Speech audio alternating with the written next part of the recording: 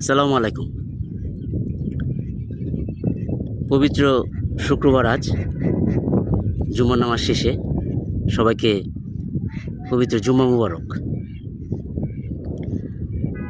আমি আমার গত একটা ভিডিওতে স্মার্টনেস নিয়ে কিছু কথা বলেছিলাম।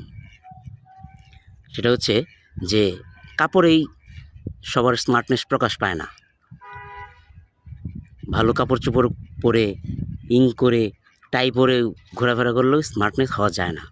স্মার্টনেস হতে হলে আপনার ভিতরে অবশ্যই কিছু গুণাবলী থাকা লাগবে।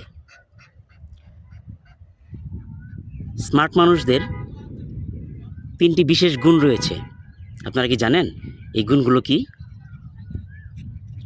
আপনাদের মনে কারো প্রশ্ন থাকতে পারে, স্মার্ট মানুষ কি আলাদা কিছু করে?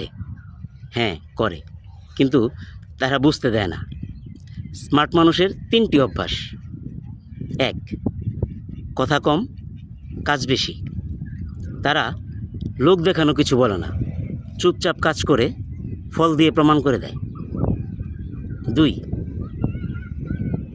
রাগ নিয়ন্ত্রণে রাখে, বড় গলায় চিৎকার করে নয়, ঠান্ডা মাথায় উত্তর দেয়, কারণ তারা জানে ঠান্ডা মাথায় চিন্তা করা মানেই জেতা।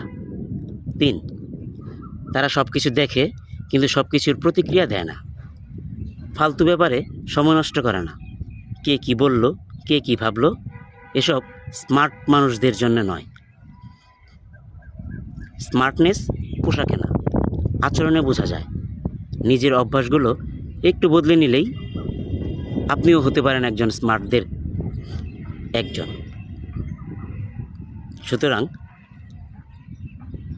এই 3টি বৈশিষ্ট্য নিজের ভিতর আগে নিয়ন্ত্রণে আনুন, তাহলে আপনিও হতে পারবেন স্মার্ট। আল্লাহ আপনাদের সবাইকে সুস্থ রাখুক, ভালো রাখুক। আল্লাহ হাফেজ।